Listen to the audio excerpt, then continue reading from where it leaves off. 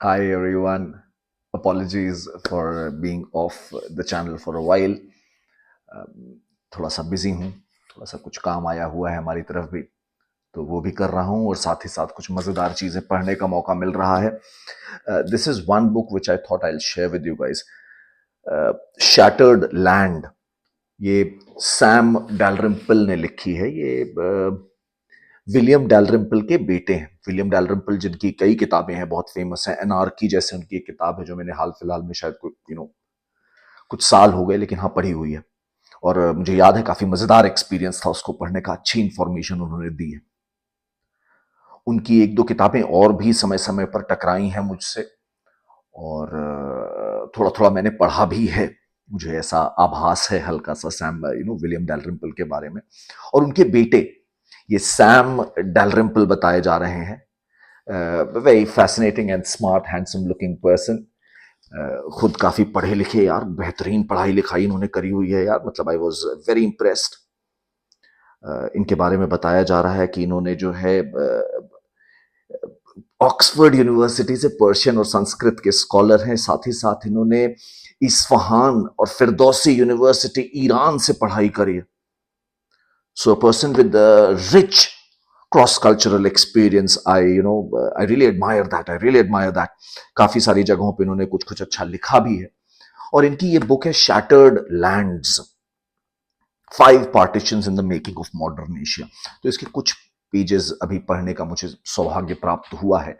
और पढ़ते पढ़ते कुछ बहुत फैसिनेटिंग जानकारी मुझे मिली. मेरे भी कुछ ज्ञान चक्षु थोड़े से खुले, तो मुझे लगा कि तुम लोगों के संग भी थोड़ा सा मैं शेयर करता हूं. This is about Mohammad Ali Jinnah's love story. और जिन्ना मतलब बहुत ही कैरिज्मेटिक इंसान रहे हैं यार. और जो उनका पूरा ऑरा है वो एडमिरेबल है. तो उनके बारे में कुछ कुछ मुझे थोड़ा बहुत किताबों में इधर उधर पढ़ा ही था.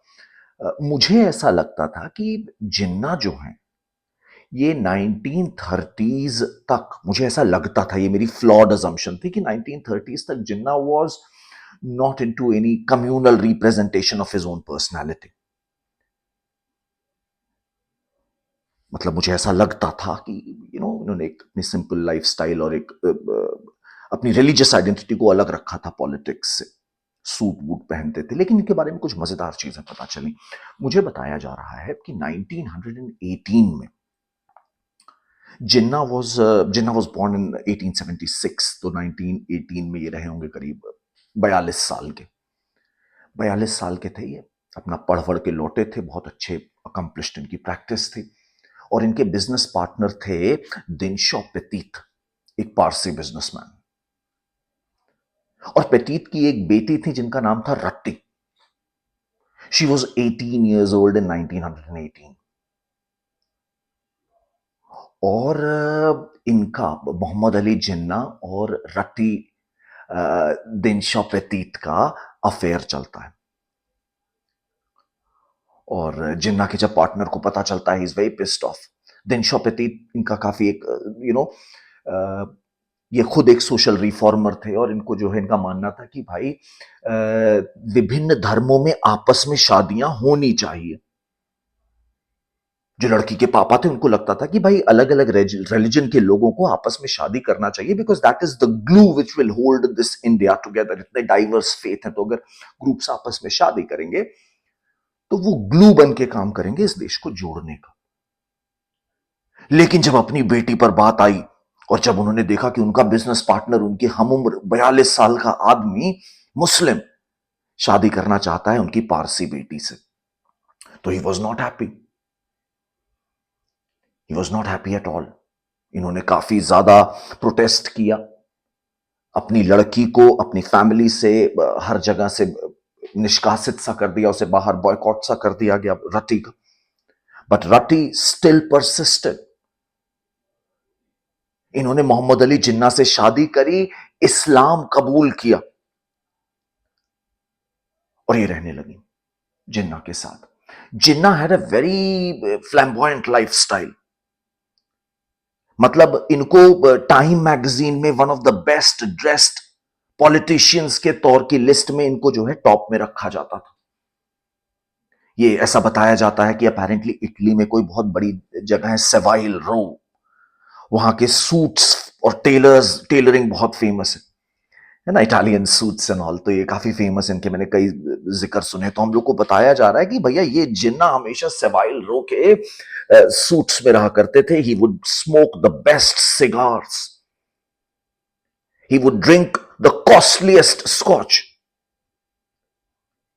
और ये जो है क्या कहते हैं, इनको पोर्क खाने का बड़ा शौक था। पोर्क तो इस्लाम में हराम है, बट इनको बहुत शौक था पोर्क खाने का, ये पोर्क खाते थे। रति से इनकी शादी हुई, इनकी लाइफस्टाइल यही, रति भी she was also quite a party animal, इन दोनों का जीवन ऐसे ही चल रहा है। इसी समय महात्मा गांधी आते हैं सीन में इंडिया में। At this point of time Jinnah was a part of Congress. Sarojini Naidu इनकी बहुत अच्छी दोस्त थी। सरोजिनी नायडू इन्हें हिंदू मुस्लिम यूनिटी का अंबेसडर बुलाती थी, और इनका स्टैचर जो है काफी ऊपर था कांग्रेस में। But in comes Gandhi. Gandhi south Africa में ऑलरेडी झंडे गाड़ के आए थे, इनके नाम के आगे ऑलरेडी महात्मा लगा हुआ था। Jinnah did not like the way Gandhi started playing religion into the politics. इनको ये बात अच्छी नहीं लग रही थी। गांधी जी, गांधी जी वॉज गांधी जी, वो अपना जिस तरह से चल रहे थे वैसे उनका स्टाइल था, मासेस को उन्होंने पूरा अपने साथ जोड़ लिया। Jinnah was not okay with that kind of politics, he did not like it. उनको उनके हिसाब से वो थोड़े ज्यादा अपने आप को सोफिस्टिकेटेड मानते थे, तो he would write petitions, he would argue in the legislative council. उनको लगता था कि बॉयकॉट शॉयकॉट करने से क्या होगा, नहीं ये नहीं करना चाहिए। जब एनसीएम हुआ था ना, तो उस समय इन्होंने एक मंच पे खड़े होकर गांधी जी को महात्मा बोलने से मना कर दिया कि मैं इनको महात्मा जैसा कोई खिताब नहीं दूंगा। He was booed down the stage. Jinnah did not like it one bit, ये नीचे उतर आए। इसके बाद हमें बताया जा रहा है कि बेटा रत्ती से इनका जो है क्या कहते हैं, शादी जो थी वो बहुत अच्छी नहीं चल पाई। रत्ती himself she also was like a party girl, और ऐसा हम लोगों को इनके जो आसपास के लोग हैं उनके रिकॉर्ड्स में पता चलता है कि रत्ती would dress up in a very glamorous manner and she would come and sit in his office. But ये इनको फिर से अपने आप को पॉलिटिकली स्टैब्लिश करने का जुनून सवार था, and he would completely ignore her. Rati, she started using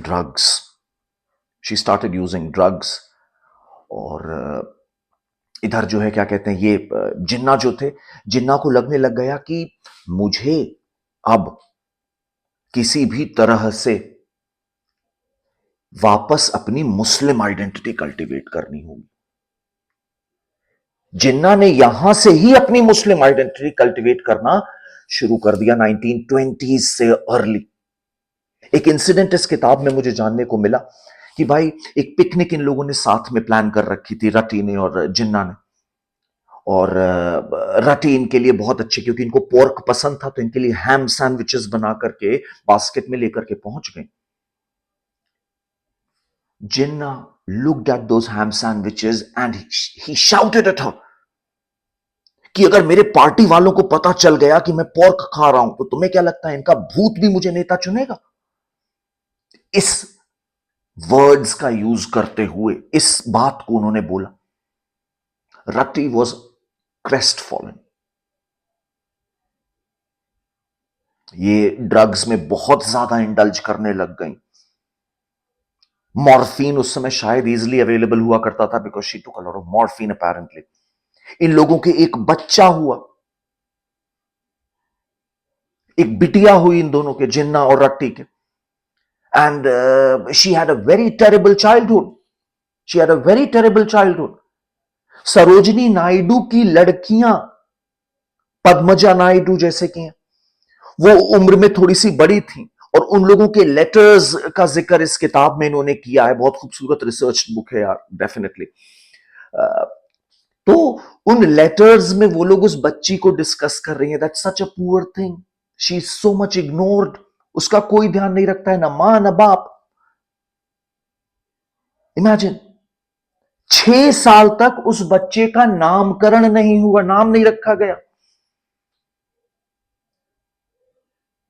बाप अपने आप को जबरदस्ती एक मुसलमान आइडेंटिटी में दिखाने की कोशिश में लगा रह गया, और मां बाप के रवैये से इतना परेशान और तंग that she somewhere got lost in her life. She committed suicide. Rati committed suicide. Can you believe it? और जाते जाते उन्होंने कुछ बहुत प्यारी प्यारी चीजें भी लिखी, लिख के गई इनके लिए, जो वाकई में कहा जाए तो बहुत ही हार्ट टचिंग सी हैं। आई एम सॉरी, मुझे शायद पहले से निकाल के रख लेना चाहिए था तुम लोग को दिखाने के लिए। मैं ढूंढ देता हूं, हाँ मिल गया, देखो क्या खूबसूरत बात है, मिल गया।